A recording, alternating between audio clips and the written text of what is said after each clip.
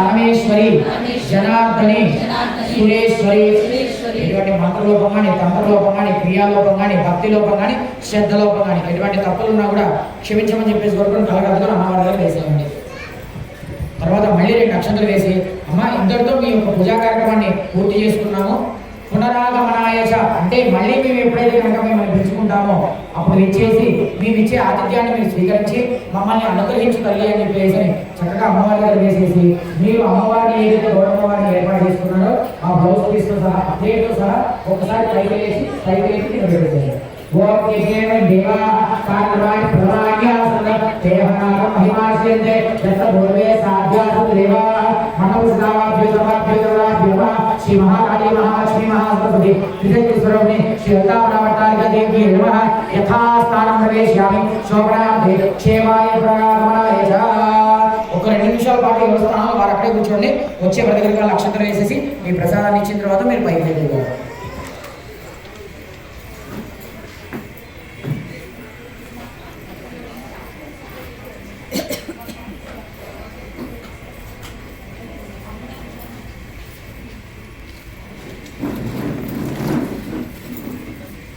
Start చేయండి.